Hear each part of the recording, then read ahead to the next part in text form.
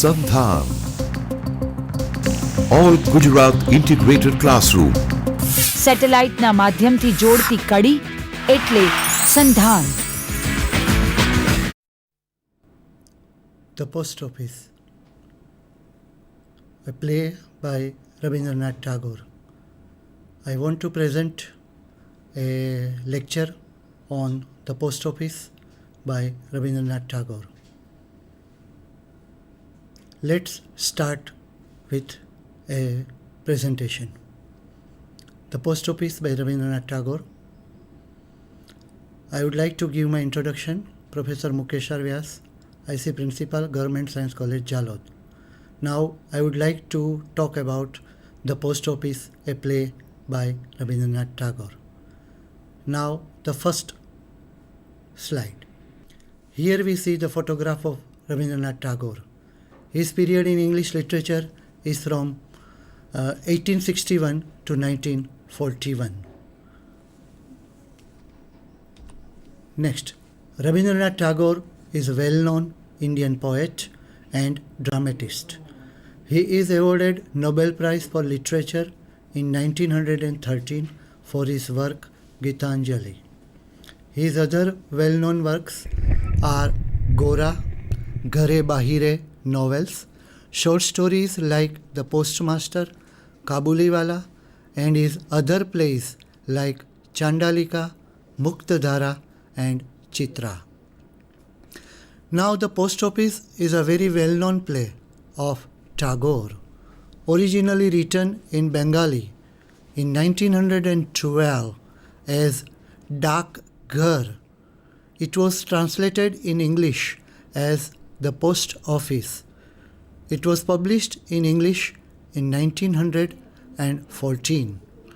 The Post Office is the most renowned and beloved of Tagore's dramatic works. According to Edward Thompson, The Post Office was written during the Gitanjali period of Tagore. Now, this period of Tagore is from 1911 to 1915 period. Now, during this period, Tagore Post Office was written in 4 days of March 1911, as Tagore has mentioned about it later on. The Post Office achieved a great popularity in the West. It is considered a Tagore's best work. The play has been translated into many languages. It has been successfully staged at home and abroad. According to W.B. Yeats, I would like to quote here, I quote, "The little play shows that it is very perfectly constructed and conveys to the right audience and emotion of gentleness and peace," unquote.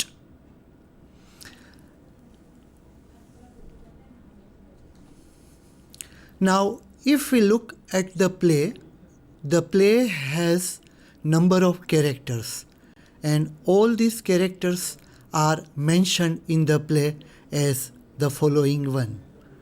Number 1 is Madhav Datta.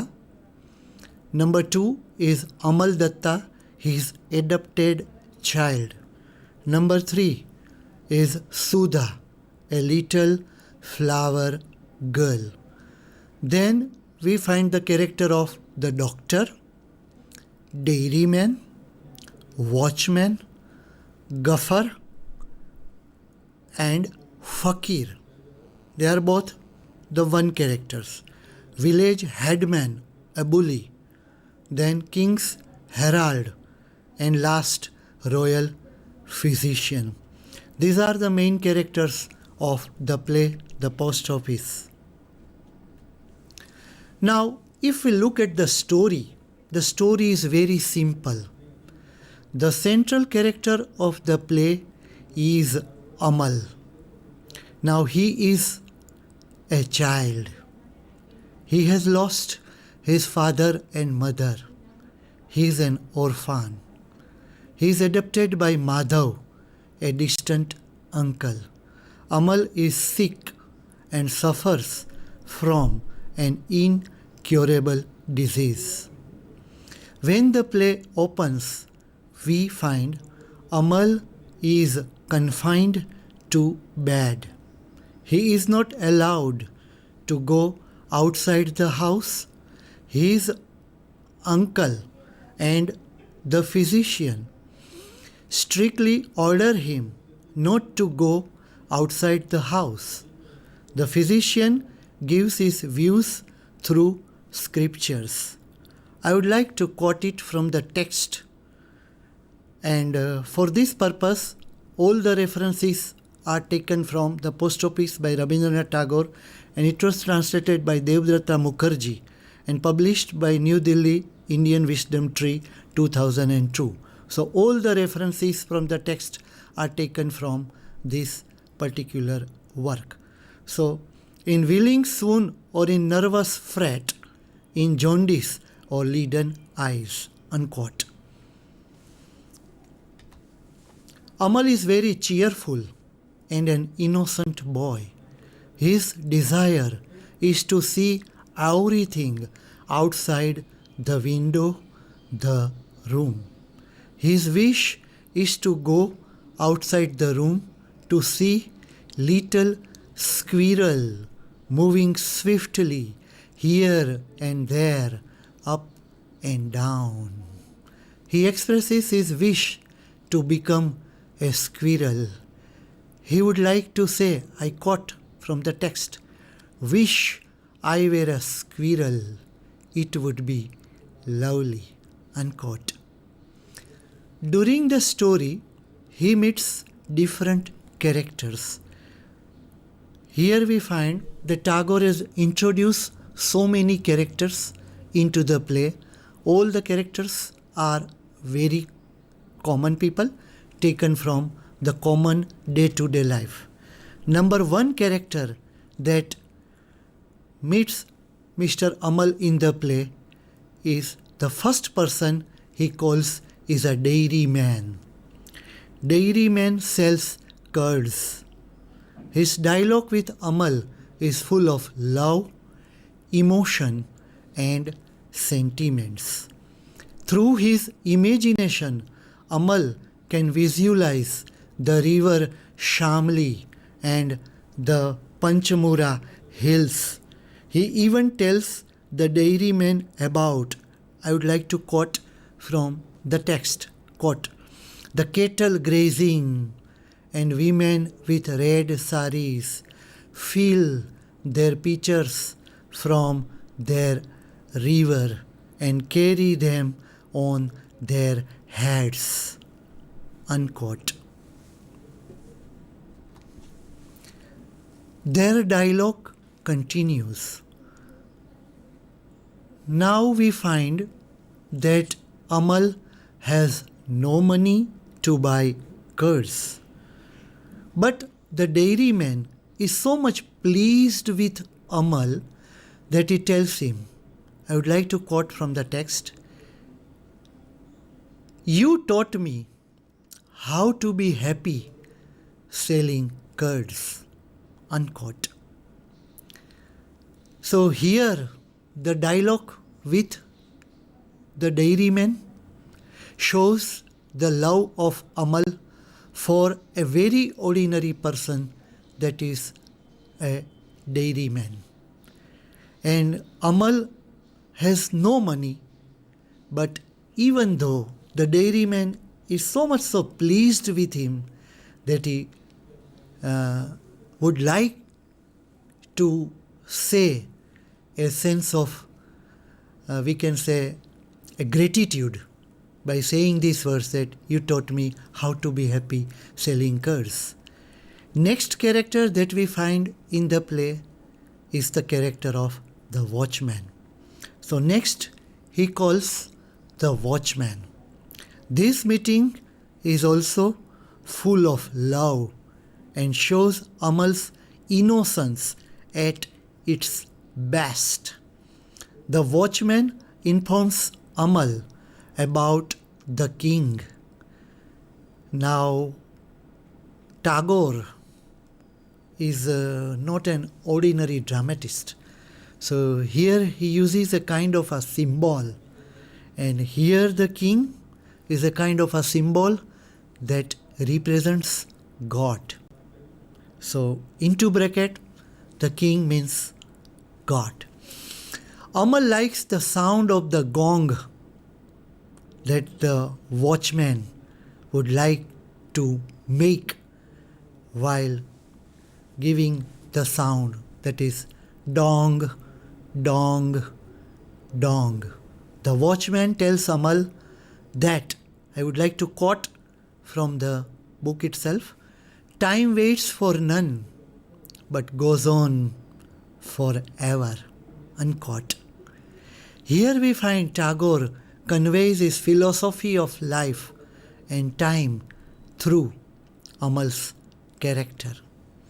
And then we again find that Amal wishes, I would like to quote again from the text, to fly with the time to that land of which no one knows anything. Unquote. Now, through the character of the watchman, Amal learns about the great doctor and the post office.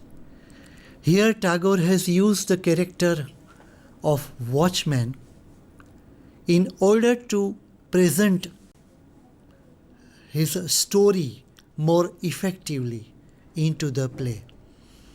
And so here the title that we find, the post office, is mentioned for the first time in the play. And the post office, the particular building, is situated right in front of his, that is Amal's, open window with the golden flag flying. Now this post office is run by the king. The king sends letter to everyone through his postman. The king has many postmen and they give letter to everyone. Now everyone includes rich or poor, from house to house, and in rain or shine, the postman delivers their letters. They deliver letters. It's a very great work. Amal wants to become king's messenger and wants to deliver letters. Amal's intense desire and wish is to become a messenger of God by becoming a postman of the king. At the end of the play, he expresses his last wish before the king. I would like to quote, to become one of his postmen, delivering his message from door to door, and to wander far and wide. Unquote. Amal also learns from a troop of boys that the king's postmen are Badal, cloud, and Sarat, that is season. Now we find that the king has many postmen, and they are, in brief, the parts of nature. And especially Tagore would like to mention seasons that we find, the 6 seasons that we find in India. So all the postmen, they represent a different season, and 2 of them are identified. And here they are identified from a troop of boys to whom Amal meets during the play. And so they are known as Badal, that is cloud, and Sarat, that is season. Next, Amal meets the headman. He is a head of the village. He is very arrogant and calls Amal wretched monkey. He talks with Amal in a rough manner. He becomes angry, but in the end, Amal, through his love, wins the heart of the headman, and at the end of the play, he calls Amal. I would like to quote from the text, though a little silly, he has a good heart. The unquote. The headman gives Amal a plain paper, chit, and for Amal, I would like to quote, it is a letter of God, unquote. The character of Sudha represents true love and innocence of life. She gathers flowers from the nearby jungle. He wishes to go with her and pick some flowers for her from the topmost branches. She leaves and promises Amal that she will visit him again. Then we find the character of Gafar. Through the character of Gafar, Amal gets the story of the parrot's that's island. It's a land of wonders and a place where there is no man. It's a place where one can find only a haunt of birds. And